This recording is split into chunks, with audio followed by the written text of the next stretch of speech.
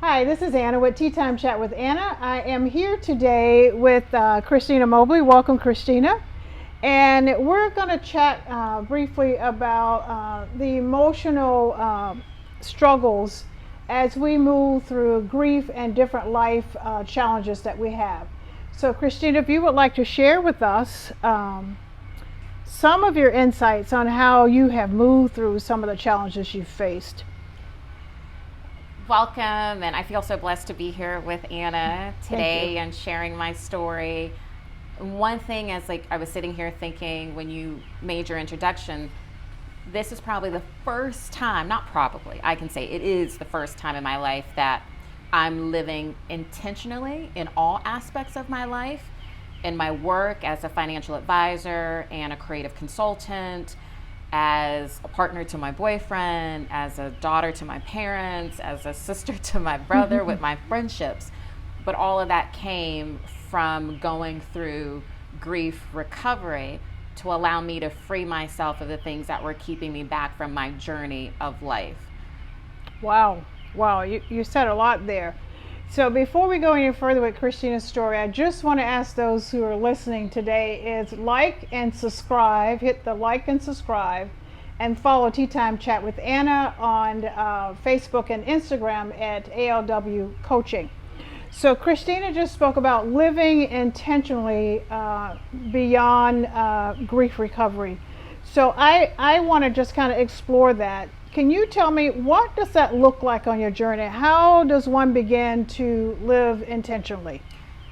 So I guess before I talk about living intentionally, I guess we should back up to talk about how I wasn't living intentionally. So then that might make it an easier process. I came to you for grief recovery because I was completely broken to the point of on that line of sanity and insanity, and the line is so thin, and I felt for the first time ever that I was going to break after going through my second divorce. And from that, my mother said, because I was having an emotional breakdown, and she said, Frank, they looked at each other, that's my father's name, Frank, and she said, call Anna. And so we called you, and then that was really the start of the process of understanding why there was so much anxiety, why there was so much pain. But living intentionally means that you are dealing with the pain and the grief of your past so that you can live freely and do the things intentionally that you want to do, not living on anybody else's terms, but living on your own terms. And in that, there's a grief process too, because especially if you've grown up in a family where you're having to live up to certain expectations, there's a grieving process that living intentionally under your own identity, that you're not meeting those expectations. But it's not that you're not meeting expectations, you're living your journey of life intentionally independent of your own. Wow, so Christina just said a lot. So she came to recognize her situation at the point of emotional breakdown. So sometimes we allow the stressors in our lives to get us to the point where we're at the brink of breakdown before we realize that the stress and anxiety that we've carried really most of our lives, I think is what we discover, can take us to those dark places. And so and Christina, when she walked through the doors to attend grief recovery and began that process, began to recognize that grief was so much more than about death and divorce. Grief encompassed almost our daily walk as we experience the grieving process. So, Christina, how have you grown through the intentions that you set for yourself on a daily basis? What does that growth look like? The growth means on giving myself permission to enjoy. All right, let me word it differently. We were talking earlier about some days it's not okay. Some days you're not feeling okay. But part of living intentionally is me being able to recognize in the space where before I would just try to plow through certain emotions, and that causes its own stresses. But being able to take a moment and say, you know what, today I'm not having the best day. It doesn't mean I'm not blessed. It doesn't mean I don't love God. It doesn't mean I don't have a tight relationship with God. It means that my walk with God is deeper because I can take the moment to say and reflect, to say, I'm not having the best day. How can I work through this emotion so I can still be productive in my life? But also on the days I can celebrate the days that I'm having good days. And that's important too. Not every day is like, oh, I'm not having a great day. But some days it's okay to celebrate the times where you are feeling good and being able to recognize the things that I've done during that day. Either if it's like taking a jog, which I didn't give myself permission to do before, because maybe I felt like I was getting older and I needed to do something different. It's okay to say, I want a Friday night cocktail, not asking for permission, but really enjoying those moments. Doing the things that I want to do in my professional life that I put on the back burner because I was trying to live to someone's expectations. So I think doing those things have helped me, embrace every day and part of the journey. Yeah. So what I heard you say that we plow through things and really we avoid the emotions, the internal signals that will tell us that danger, pay attention, you're moving into an emotionally unhealthy place, and we need to pause and kind of recognize where those stressors are that creates that emotionally unhealthy place. And I will say here that I am a certified life coach and grief recovery specialist. I am not a licensed therapist, but this conversation is really around how the emotions that are attached to everyday life stressors also have a direct connection to the grief that we experience in our lifetime.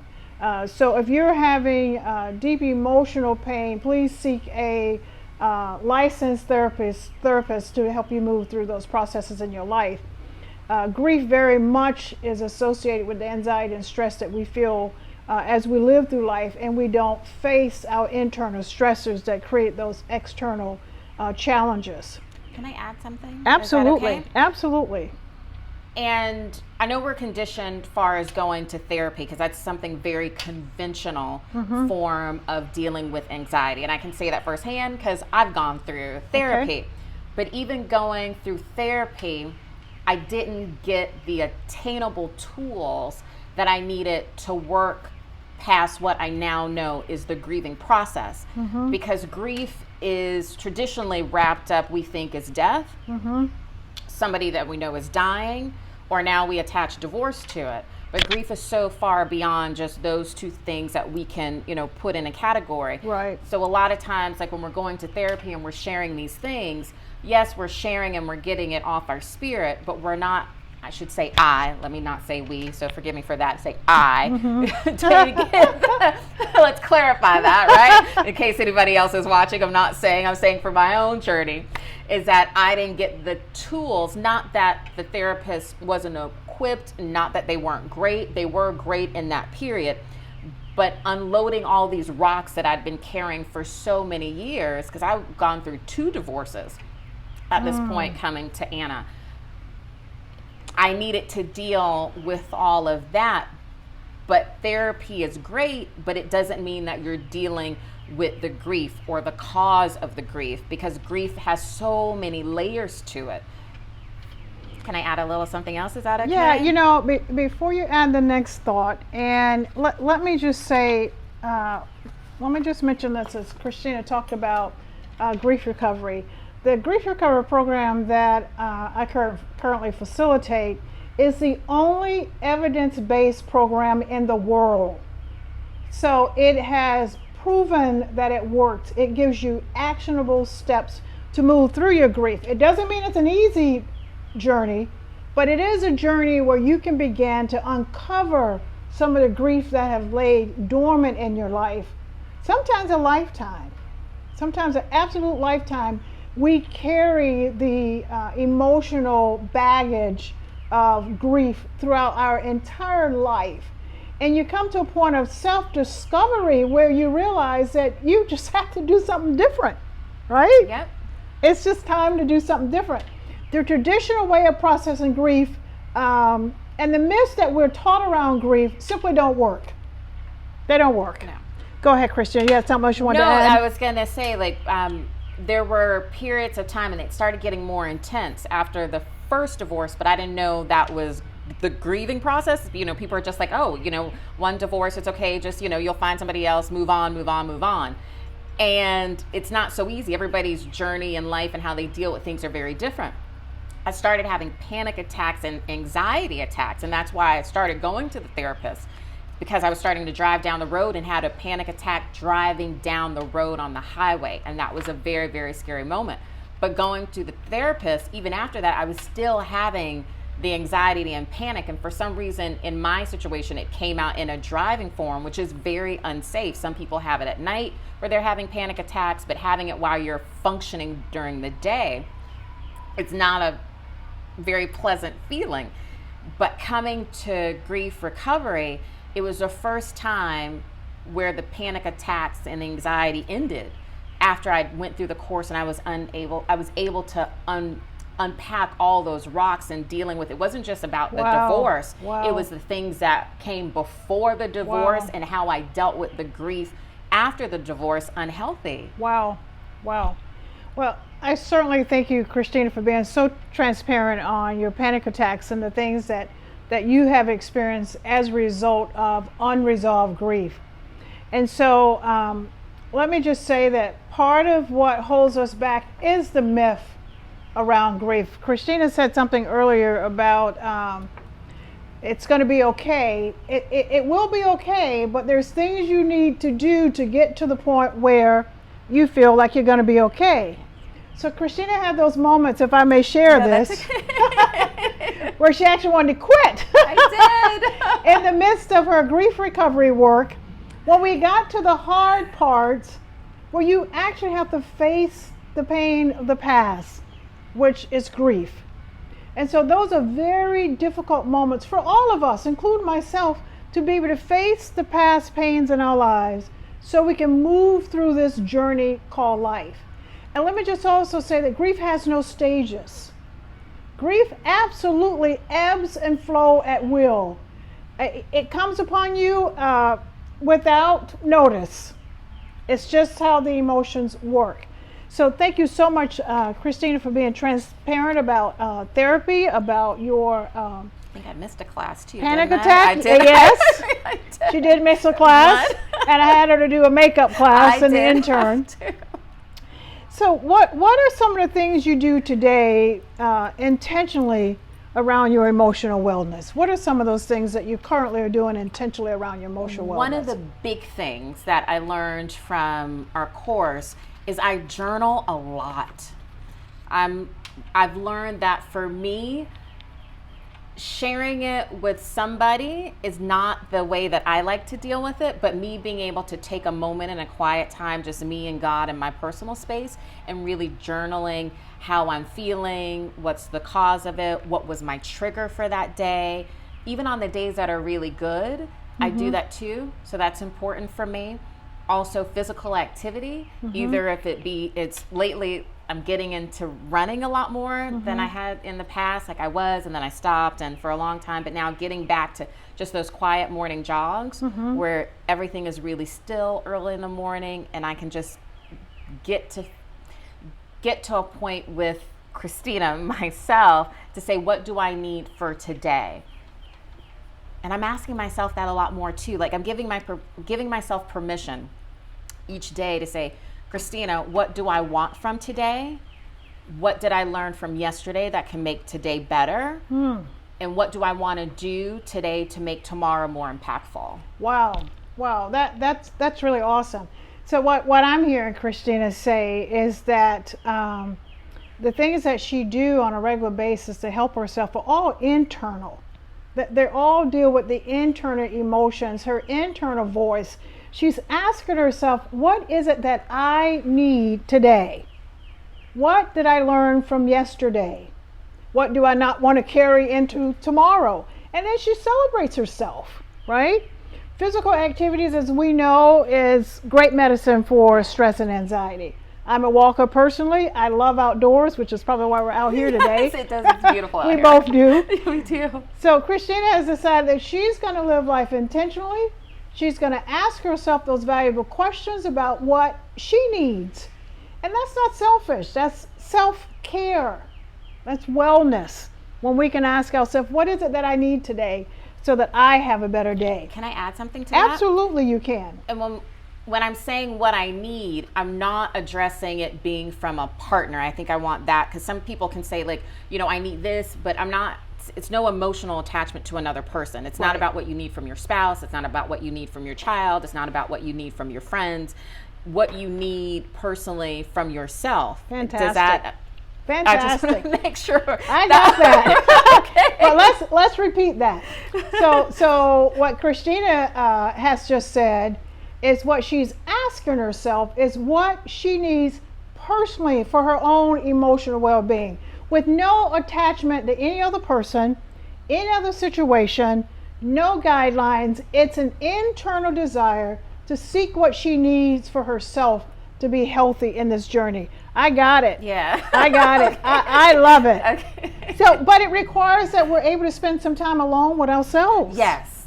Right? Quiet time. Quiet time. Yes, where you turn everything off. Yes, and quiet time can be very difficult, right? It's like meditation. Yes. Yeah, it can be challenging sometimes. So, where do you find yourself in your journey? By the way, it's been 1 year Yes, it has. since Christina started the journey of grief recovery. So, where are you finding yourself now in this journey? I am happy.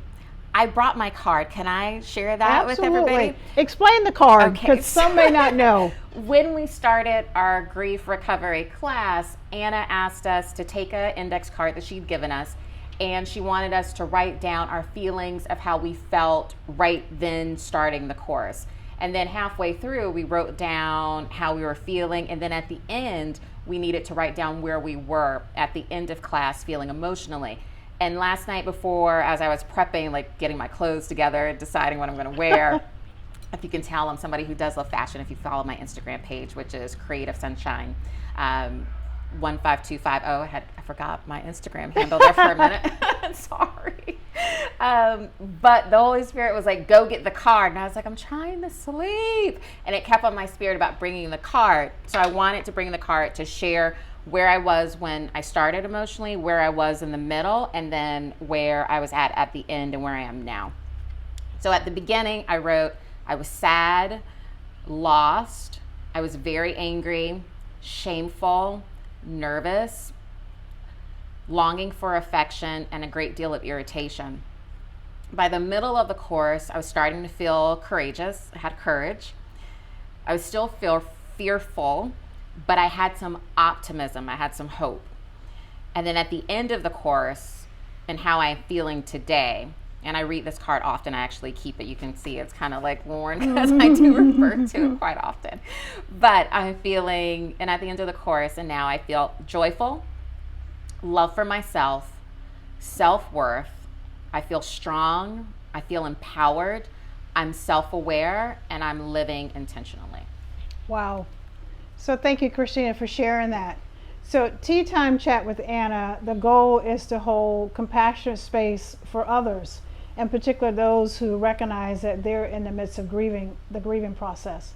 So if you like what you heard today, like and share Tea Time Chat with Anna. So I want to thank Christina for joining me today. I am Anna at alwoods.com. And I am a life coach and a certified grief recovery specialist. And so I appreciate you joining us today. Thank you for listening. Let's keep talking. Bye-bye now.